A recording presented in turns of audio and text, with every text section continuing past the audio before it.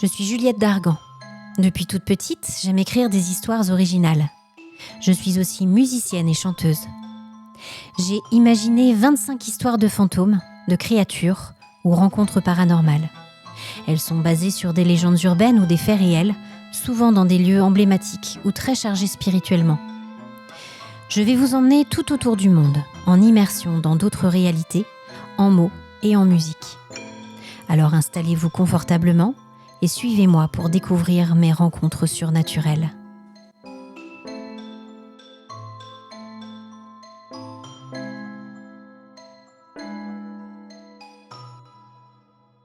Vous écoutez Rencontres surnaturelles de Juliette Dargan. Épisode 6. Des profondeurs je crie vers toi.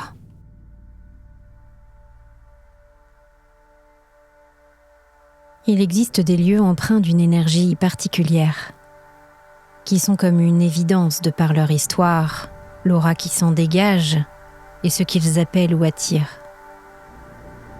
Je pense que l'on a tous en tête tel ou tel sanctuaire, tel endroit marqué d'une certaine sérénité, qui ont amené les hommes à se dépasser à travers l'histoire, à créer, à imaginer pour le bien de tous, pour y donner le meilleur d'eux-mêmes. Mais hélas, autant il est possible de trouver de tels endroits du côté de la lumière, autant d'autres sont comme maudits ou maléfiques. Dans ces lieux, le malheur et la violence semblent s'y répéter en une boucle infernale. Le château de Leap en Irlande du Sud fait partie de cette triste famille. Ce donjon médiéval en bien mauvais état aujourd'hui a été le témoin d'une histoire particulièrement mouvementée et sanglante. C'est dans ce cadre que commence notre récit du jour dans les faubourgs de Dublin, chez la jeune Deirdre Finnegan.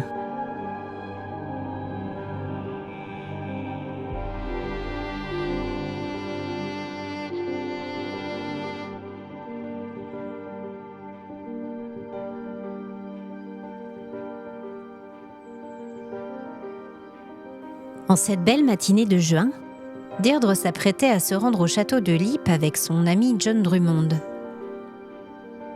Ce dernier l'accompagnait à la guitare dans toutes leurs aventures musicales. Deirdre était une chanteuse violoniste de grand talent. John et elle avaient écumé les pubs et salles de concert du pays ces dernières années pour y chanter les histoires étranges présentes dans les chansons de Deirdre. Depuis toute petite, la jeune femme était sensible. C'était un trait familial. Sa mère et sa grand-mère avant elle voyaient et ressentaient des choses elles aussi. Deirdre était la première Finnegan à vivre de ce don d'une manière différente, via la musique. Et cela a été très apprécié de la communauté de fans qui suivaient fidèlement chaque album produit par le duo. Il faut dire que chaque nouvel opus était une vraie œuvre d'art. Les graphistes, illustrateurs, poètes, peintres, vidéastes avaient à chaque fois contribué à mettre en image l'univers fantastique décrit dans les chansons de la jeune femme. Deirdre ne connaissait rien à l'endroit dans lequel il devait jouer demain.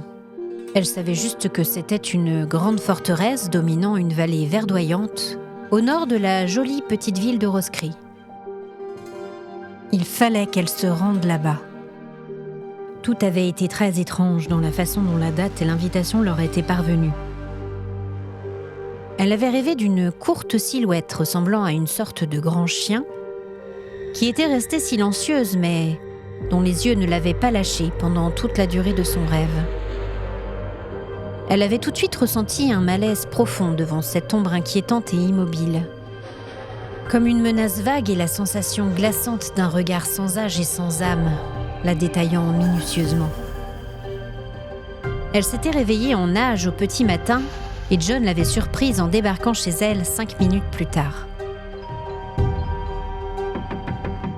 Tu ne vas jamais me croire, Deirdre. À propos de quoi ?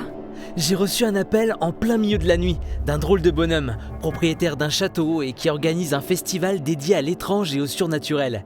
Il nous engage en tête d'affiche pour 3 soirs consécutifs. C'est énorme ! C'est énorme ! Elle était restée bouche bée un moment. Elle ne savait pas pourquoi elle se sentait aussi partagée. Elle était ravie de cette opportunité, bien sûr, et en même temps, une drôle de sensation l'avait envahie. Comme si un malheur, une chose terrible allait se produire. Et tout d'un coup, le souvenir de son rêve sinistre de la nuit passée lui était revenu en mémoire. Bien. Visiblement, elle était attendue de pied ferme là-bas, et pas que par des amateurs de musique.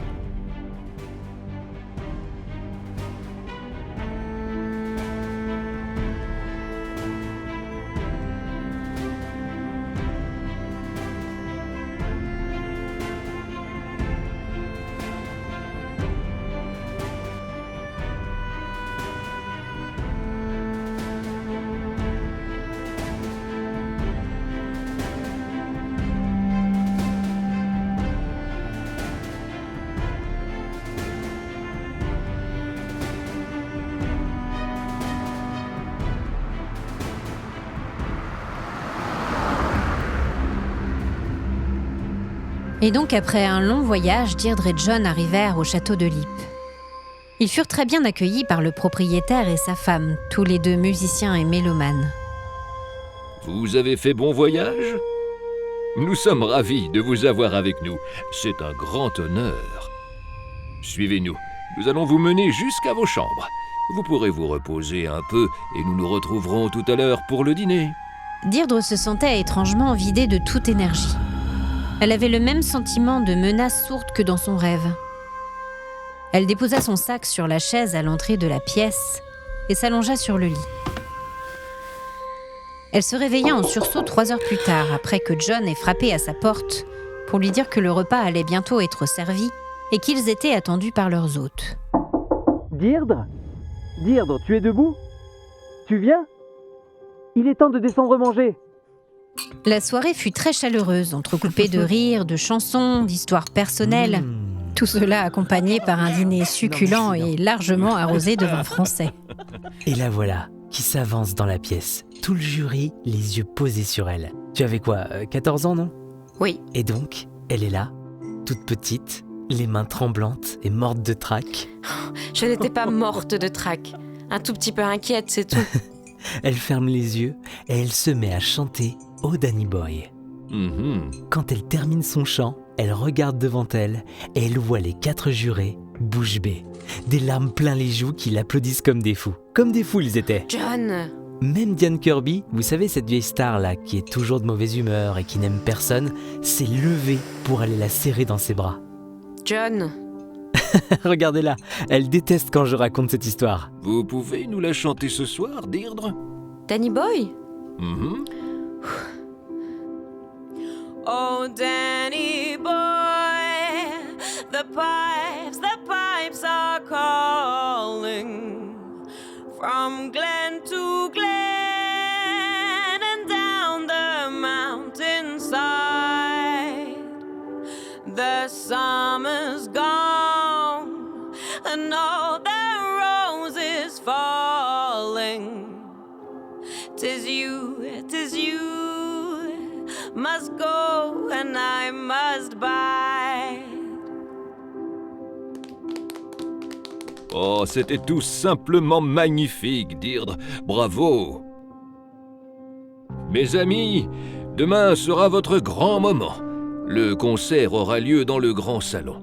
Il y aura une bonne centaine de personnes chaque soir, normalement. Et notre petit rendez-vous est toujours très apprécié par les amateurs de paranormal et aussi par les journalistes. Encore une fois, Lisa et moi sommes vraiment ravis de vous recevoir et honorés de pouvoir vous entendre pendant ces 3 jours de festival. Bien, il se fait tard et je crois que vu le nombre de bouteilles vides, il est temps d'aller dormir. Tous se levèrent et se saluèrent avant d'aller rejoindre leurs chambres respectives. Arrivés à leur étage, Deirdre et John se séparèrent en titubant. Bonne nuit, John. À demain. Repose-toi bien, Deirdre. Après avoir pris une douche pour se remettre les idées en place, Deirdre sortit de la salle de bain en essuyant ses longs cheveux encore humides. Elle s'arrêta interdite. Une grande femme vêtue de rouge se tenait au pied de son lit. Ses joues étaient marquées de larmes et son regard désespéré et traqué lui serra le cœur de compassion face à sa douleur évidente. Deirdre comprit immédiatement qu'il s'agissait d'une apparition. Était-ce pour elle qu'on l'avait fait venir ici ? Pour raconter l'histoire de cette femme au destin visiblement tragique ? La femme était très jeune, et ses traits fins étaient magnifiques, malgré son extrême pâleur et sa détresse. Est-ce que je peux vous aider ? Je ne vous veux aucun mal, n'ayez pas peur. Deirdre s'avança doucement vers le fantôme, mais celui-ci disparut dès qu'elle s'approcha d'un peu trop près. Elle se volatilisa en poussant un hurlement de rage et de douleur. Après quelques minutes à attendre en vain le retour éventuel de la présence féminine, Deirdre se mit au lit et s'endormit. Elle se réveilla au milieu de la nuit, glacée, le cœur battant et complètement désorientée. Elle n'était plus dans sa chambre, et ses pieds nus étaient enfoncés dans la poussière. Elle se trouvait dans une immense salle remontant visiblement aux origines du château. De grandes fenêtres en ogive, sans vitres, laissaient entrer la fraîcheur du vent qui avait forci pendant son sommeil. Elle eut la nette sensation que la pièce se situait à l'étage. Elle ferma les yeux, le souffle court, envahie par une sombre certitude. Il y a eu de nombreuses morts violentes ici. Une sorte de brouillard rouge semblait faire luire les murs blancs et crayeux qui l'entouraient. Comme souvent dans ses visions, le monde qui se trouvait devant elle oscilla un moment avant de laisser place à une autre réalité, plus ancienne, plus inquiétante. Elle vit des rangées de bancs, un autel, une croix, et enfin, un grand homme debout dans la pièce qui ne la quittait pas des yeux. Elle ne parvenait pas à comprendre ce qu'il souhaitait lui dire. Elle s'avança prudemment vers lui, mais avant qu'elle n'ait pu le rejoindre, elle observa la gorge de l'inconnu s'ouvrir lentement, révélant la chair rouge, et des flots de sang coulèrent le long de sa poitrine. Elle recula brusquement, un peu surprise et effrayée. Elle savait qu'elle n'avait rien à craindre. Tout ce qu'elle voyait n'était qu'un témoignage, un souvenir du passé rejoué à perpétuité et rebondissant sur les murs de pierre. Et pourtant, derrière cette mémoire, inoffensive même si elle était terrible à contempler, elle sentait aussi autre chose, une force, une présence primaire, brute, sauvage et absolue. Cela la dépassait complètement et était beaucoup plus angoissant que les âmes torturées des fantômes qu'elle avait croisés depuis le début de la nuit. Elle regarda autour d'elle et se sentit attirée vers une petite porte tout au bout de la pièce. Dans un état second, elle suivit l'appel étrange qui semblait diriger ses pas vers l'ouverture. Elle s'y faufila et s'arrêta devant un grand trou creusé dans la pierre. Tout était trop sombre pour qu'elle puisse en distinguer le fond, et pourtant elle était envahie d'une certitude. Il s'agissait d'un lieu de sacrifice, dans lequel des centaines de personnes avaient péri.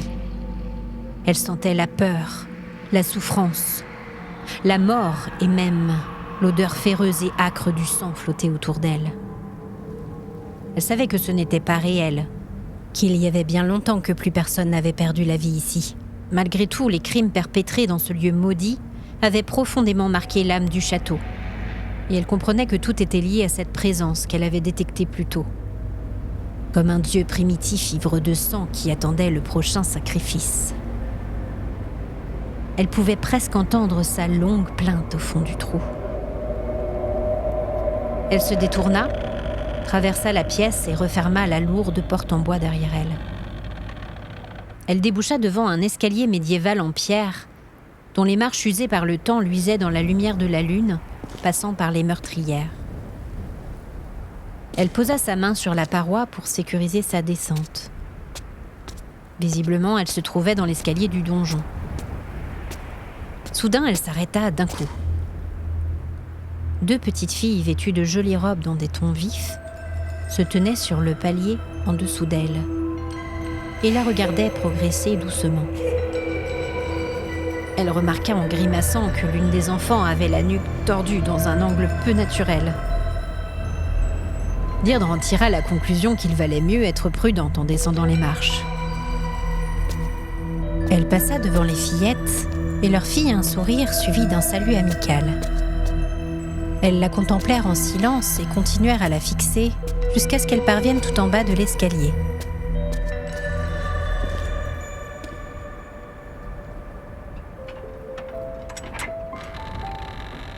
Deirdre pénétra dans le hall d'entrée du château. Des braises rougeoyaient dans la cheminée. Elle s'assit sur le petit banc de pierre situé à côté du foyer et attendit. Elle sentait qu'elle n'était pas encore au bout de ses découvertes et que la véritable raison de son invitation en ces lieux allait bientôt lui être dévoilée. Elle était presque endormie quand elle entendit un craquement sec. Une terrible odeur de pourriture envahit la pièce. Elle resta immobile, figée dans une peur immense. Elle avait soudain l'impression d'être une proie, scrutée avec délectation par un prédateur s'apprêtant à bondir. Elle leva la tête et l'aperçut. L'adrénaline submergea tout son corps sous le coup de la terreur.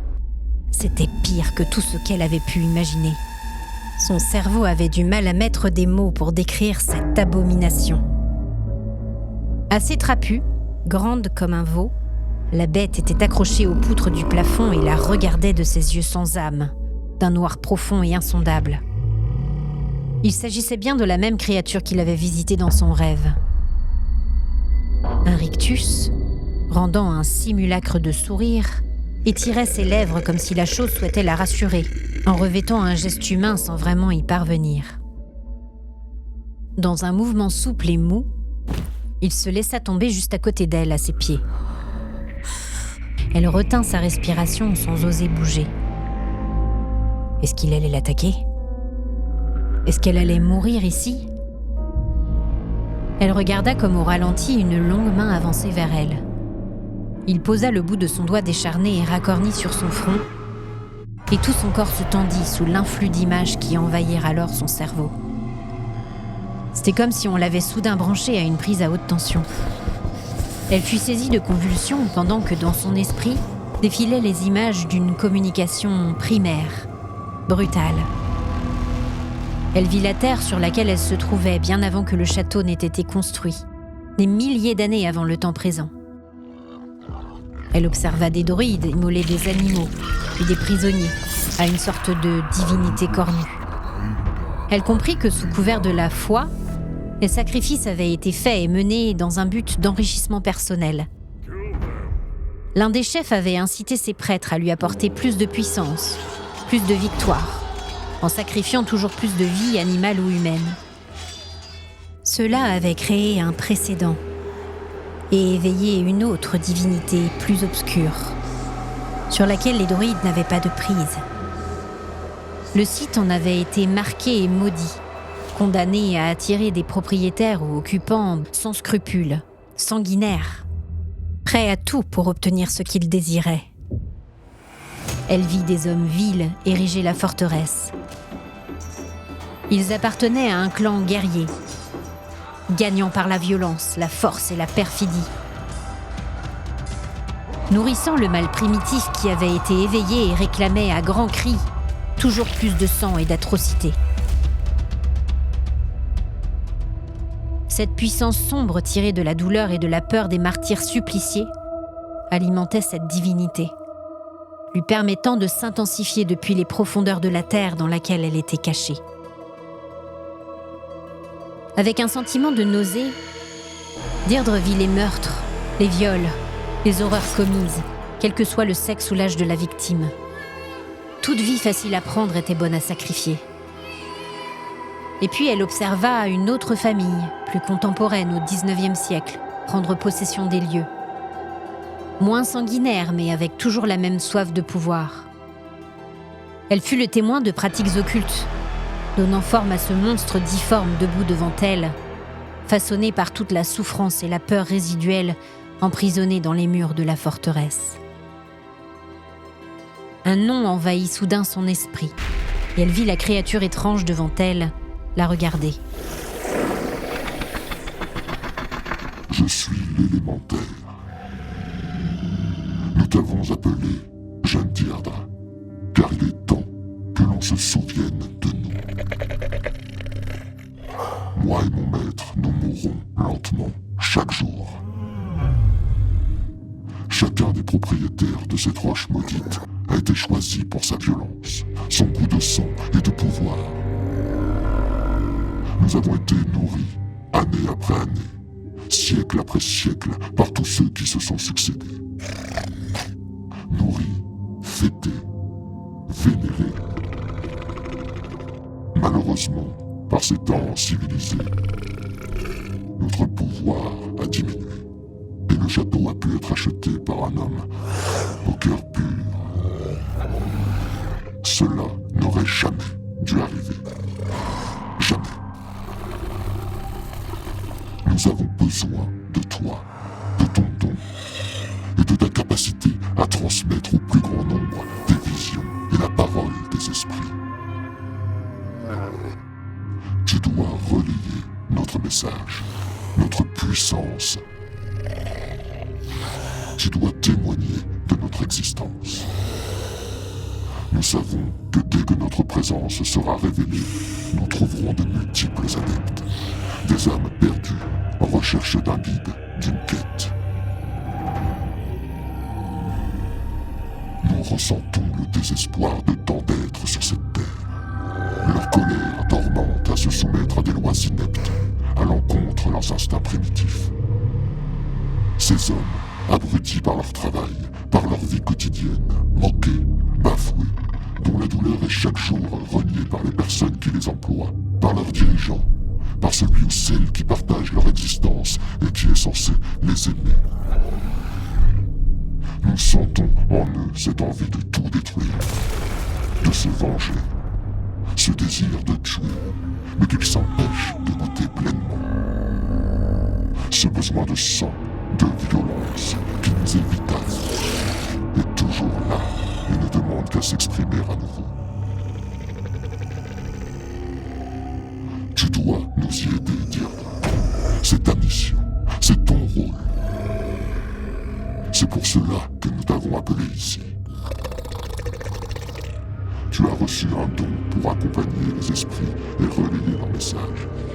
Tu sais transmettre à ton monde notre parole. Nous te demandons de nous consacrer tout ton art, ton œuvre, ta vie. Nous te demandons de devenir notre muse, notre porte-parole. Toi, qui depuis toujours relais l'appel de l'au-delà, nous savons que tu seras honoré de pouvoir nous servir. Alors, écris notre histoire. Consacre-nous tout ton talent. Glorifie notre puissance, notre beauté primitive. Fais connaître aux hommes notre existence. En échange, tu auras ce que tu veux. Tout ce que tu as toujours désiré te sera offert.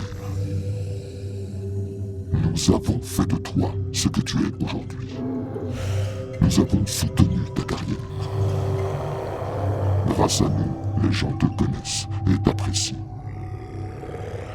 Sers-nous et tu connaîtras l'argent, la célébrité, le succès. Tout sera à portée de ta main. La jeune femme détailla la créature qui se tenait devant elle et hésita. Elle sentait pulser en elle les images que le monstre implantait toujours dans son esprit torturé. Des images de concerts, de soirées, de longs voyages en tourbus, John à la guitare, la regardant tendrement, riant avec elle. Les fans déchaînés, les poursuivant à la sortie des coulisses, les autographes. La foule s'écartant sur son passage, les yeux pleins d'admiration.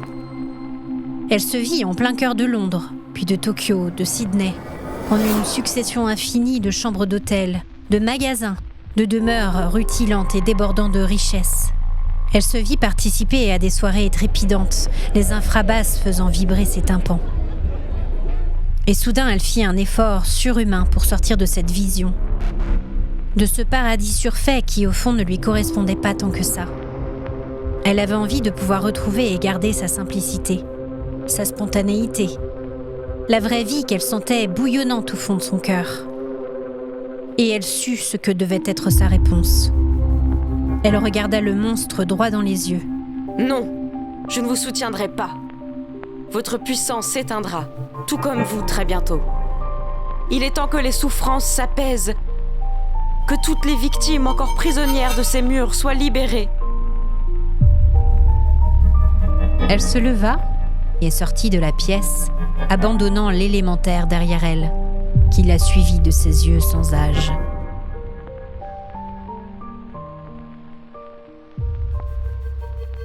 Merci d'avoir écouté ce nouvel épisode de Rencontres surnaturelles. Aujourd'hui, je vais laisser Rosabelle Lord, qui a incarné le personnage de Deirdre dans notre histoire du jour, tenir le micro pour la chanson de fin. C'est une artiste exceptionnelle dont je vous invite à découvrir l'univers et que je suis ravie de mettre en avant aujourd'hui. Vous trouverez un lien vers son profil en description de cet épisode.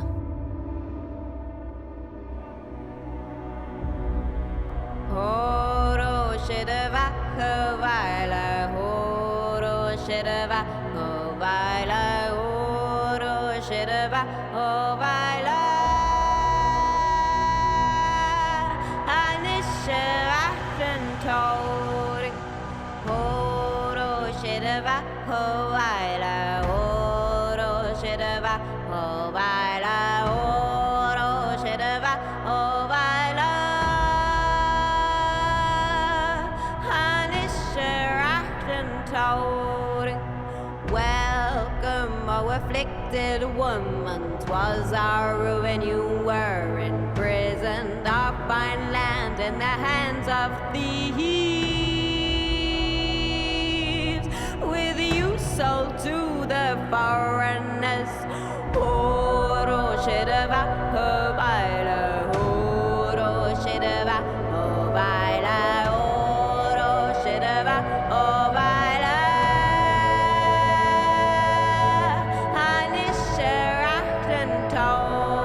Great O'Malley's coming over the sea, lads in arms to God. Heard they're Irishmen, not French nor Spanish, and they will rout the invaders. Oro shidava, oh baila, oro shidava, oh baila, oro shidava, oh baila.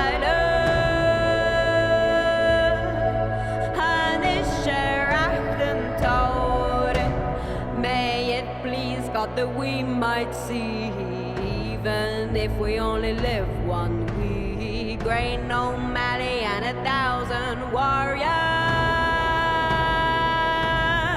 and it's sure often told.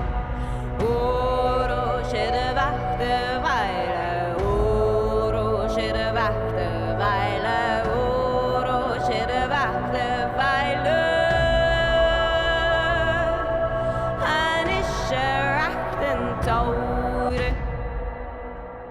Vous avez aimé cette histoire ? Vous avez envie d'entendre d'autres épisodes ? Dites-le moi en déposant un commentaire et une note sur votre appli d'écoute de podcast ou sur mes réseaux sociaux. Je suis toujours à l'écoute de vos histoires et témoignages et ouverte à toute collaboration éventuelle. Vous pouvez m'écrire sur juliettedargan.raconte@gmail.com ou visiter mon site internet juliettedargan.fr. La prochaine fois, nous partons plus au nord, en Islande, faire une bien étrange rencontre aux côtés d'Hilda et Lorraine, dans leur trek sur l'Eldrun et son désert de lave.